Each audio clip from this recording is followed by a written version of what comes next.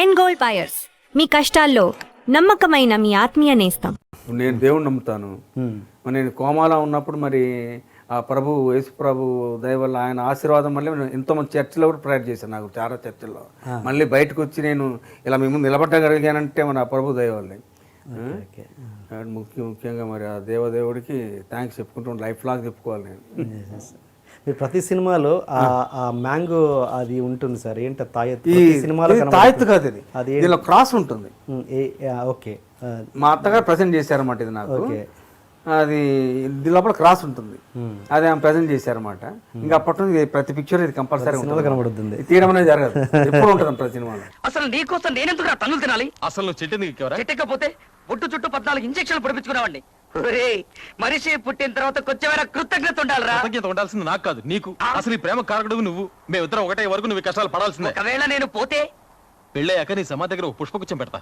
ఇంత స్కీములో ఉన్నావా నాయన? అసలు ఈ జన్మకు నీకు పెళ్లి కాదురా. చెప్పిస్తున్నావా? చెప్పించడం కాదురా, ఏ ఆడదాని కాలు గడపలో పడనివ్వరని మీ నాన్న శపథం చేశాడుగా.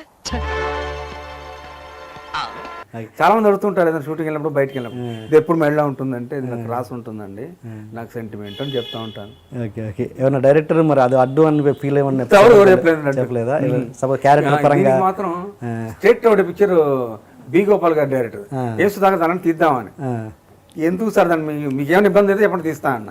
సెంటిమెంట్ ఉందా సుధాకర్? సెంటిమెంటే సార్, పిక్చర్స్ అని హిట్ అవుతా ఉంటుంది అంటే దాని గురించి ఎందుకు అన్న. ఉంచు ఉంచు సుధాకర్ బి గోపాల్ గారు ఆయన 30 లేని సేవ కూడా అలాగే అన్నారు దాన్ని. ముత్యాల సుబ్బయ్య గారితే సరే సరే అంటే కొన్ని క్యారెక్టర్స్ వస్తాయి. సపోజ్ రిక్షా వాడి క్యారెక్టర్ వేయాలి, అప్పుడు అది ఉంటుందండి, అప్పుడు కూడా ఉంటుంది అంతేనా? ఓకే, అలా అడ్డు చెప్పిన వాళ్ళు ఎవరు ఉన్నారంటే వీళ్ళు ఎవ్వరు అడ్డు చెప్పలేదండి. Okay okay, right. ఇప్పుడు వస్తున్న కామెడీ మీద కేవలం పంచులు అంటే చాలా అంత అందరూ అని కాదు, కొంతవరకు కొన్ని సినిమాలలో కేవలం పంచులు ప్రాసుల మీదే కామెడీ అన్నట్టుగా రిజిస్టర్ అయిపోయింది. అంటే మీరున్నప్పుడు అలా కాదు, కొంచెం ఏదో ఫ్యామిలీ రిలేటెడ్గా మీరు ఒక క్యారెక్టర్ దాంట్లో ఉండి ఇన్వాల్వ్ అయ్యి అలా పంచుల మీద కాకుండా ఆ సిచ్యువేషన్ పరంగా వచ్చేది. ఇప్పుడున్న పరిస్థితుల మీద మీ అభిప్రాయం ఏంటి? అది బాగుంది. ఇప్పుడు ఎక్కువ మరి ఆ పిక్చర్స్ పవన్ కళ్యాణ్ గారి పిక్చర్స్ చూస్తూ ఉంటాం పంచెస్, మరి ఆ పంచెస్ అని బాగా క్లిక్ అవుతున్నాయి కదా. ఈ రావు రమేష్ కొంతవరకు బెటర్ అనిపిస్తుంది ఆయన, కొంచెం పంచెస్ ఇచ్చినట్టుగా ఉంటుంది అతను డైలాగ్ డెలివరీ, అది బాగానే ఉంటుంది అనిపిస్తుంది నాకు.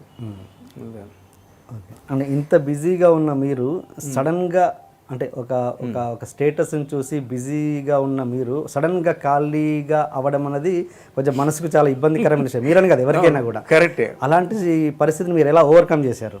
సిక్ అయిపోయాను. సిక్ అయిన తర్వాత మళ్ళీ ఇప్పుడు కదా రికవరీ, మళ్ళీ వాకింగ్ వెళ్తాను, బయటకు వెళ్తాను, అన్ని రకాలుగా హెల్తీగా ఉన్నాను కాబట్టి అదొక టైం అలా అయింది అనుకుంటున్నాను. తప్పితే మళ్ళీ బయటకు వచ్చి నేను మరి అసలు చాలా మంది అడుగుతుంటారు, మీరు ఇలా బయటకు వస్తారని ఎక్స్పెక్ట్ చేయలేదు, మళ్ళీ బయటకు వచ్చారు, ఎందుకు సినిమా లాక్ చేయట్లేదు చాలా మంది అడుగుతుంటారు.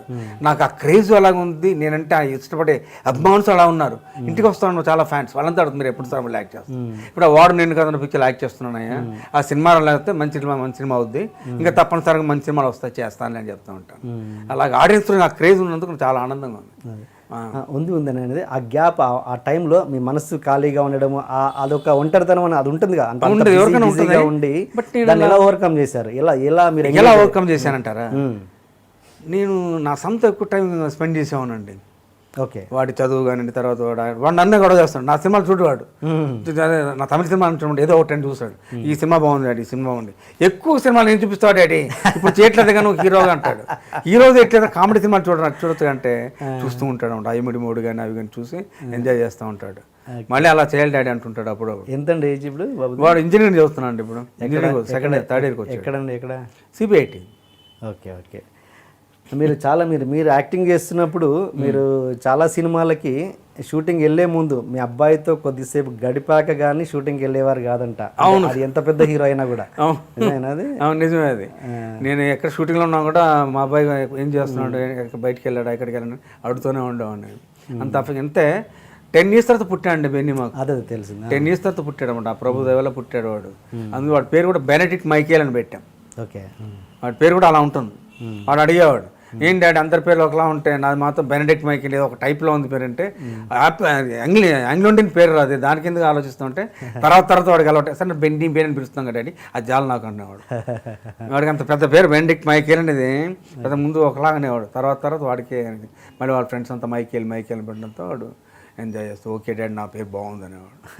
ఓకే సార్, కానీ కొంతమంది అంటారు సుధాకర్ గారు చాలా షార్ట్ టెంపర్ అని, షార్ట్ టెంపర్ వల్ల కూడా కొన్ని సినిమాలు పోయాయి అని అంటుంటారు, ఎంతవరకు నిజం సార్? అది షార్ట్ టెంపర్ కాదండి, ఏదైనా ఫ్రాంక్గా మాట్లాడుతూ ఉండాను నేను. ఆయన ఒకరోజు ఇన్ని గంటలే షూటింగ్ అంటే అన్ని గంటలే వర్క్ చేసాను. ఎక్స్టెన్షన్ చేయాలంటే ముందు చెప్పండి, నాకు చెప్పకుండా నన్ను ఇబ్బంది పెడతారని. సో కొంతకాలం నేను 6 వరకే చేస్తూ ఉండండి. 6 తర్వాత షూటింగ్ ఉందనుకోండి ముందే చెప్పేవాడిని, నాకు 6 తర్వాత షూటింగ్ ఉంటే ముందే చెప్పండి నేను ప్రిపేర్ అవుతాను మెంటల్గా కానివ్వండి. అలా ఉండే తప్పితే నా వల్ల ఏ ప్రొడ్యూసర్ ఏ డైరెక్టర్ ఇబ్బంది పడేవాడు కాదు, ఏది టెన్షన్ పెట్టేవాడు కాదు, అన్నీ ముందుగా చెప్తుండేవాడు. ఇప్పుడు మోహన్ బాబు గారు పిక్చర్ చేసినప్పుడు తర్వాత ఇంకోటి పిక్చర్ చేసినప్పుడు కూడా ప్లెజెంట్గా యాక్ట్ చేసుకుంటామని తప్పితే టెన్షన్ పెట్టుకునేవాడు కాదు ఏమాత్రం. వాళ్ళు టెన్షన్ ఉండాలి అడిగేవాడు కాదు, సుధాకర్ ఈరోజు నైట్ షూటింగ్ ఉంటుందా ఓకే అని అన్నారు. మోహన్ బాబు గారు కూడా అడిగేవారు, ఉంటుంది సార్ అనేవాడిని. అట్లా చేసుకుంటూ వెళ్ళిపోయిన తప్పితే ఎవరో నా వల్ల ఇబ్బంది కలిగేది కాదు. ఇప్పుడు సూర్యాంశం తర్వాత శుభాకాంక్షలు ఇవన్నీ చేసినప్పుడు నైట్ షూటింగ్ ఎక్కువ ఉండేవి, అంత ప్రెజెంట్గా చేసుకుంటూ వెళ్ళిపోయాడు. వాడు ఆ పిక్చర్స్ అనేవి కూడా మంచి పేరు. నాకు ముఖ్యంగా భీమినేని శ్రీనివాసరావు గారి పిక్చర్స్ ఎక్కువ పేరు వచ్చింది. నెంబర్ ఆఫ్ మూవీస్ చేశాను. భీమినేని శ్రీనివాసరావు గారి పిక్చర్ అంటే కంపల్సరీ ఉండేవాడిని. అదే సూపర్ గుడ్ ఫిల్మ్స్ అండి. అవును తెలుసు, సూపర్ గుడ్ ఫిల్మ్స్ అంటే కంపల్సరీ నేను ఉండేవాడిని అనమాట. అవును, కానీ ఇప్పుడున్న పరిస్థితుల్లో అసలు కొంతమంది క్యారెక్టర్ ఆర్టిస్టులు కమెడియన్స్ గంటల చొప్పున చేస్తున్నారు కదా, మీరు అంత బిజీగా ఉన్నప్పుడు కూడా ఎప్పుడు నాకు తెలిసి గంటల లెక్కన చేయనట్టున్నారు. చేసేవాడు మరి ఎందుకు మీరు క్యాష్ చేసుకోలేదు? అంటే క్యాష్ అంటే డబ్బే సంపాదించాలనే ఇంటెన్షన్ నాకు ఉండేది కాదు.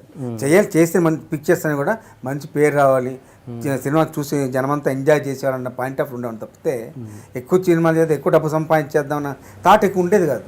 అంత ఇంటెన్షన్ అమౌంట్ మీద ఉండేది కాదు. ఓకే, వచ్చిన క్యారెక్టర్కి న్యాయం చేకూర్చి 10 మందిలో ఒక క్యారెక్టర్ క్లిక్ అయ్యి జనం చూసి ఎంజాయ్ చేయాలనే థాట్ ఉండాలి తప్పితే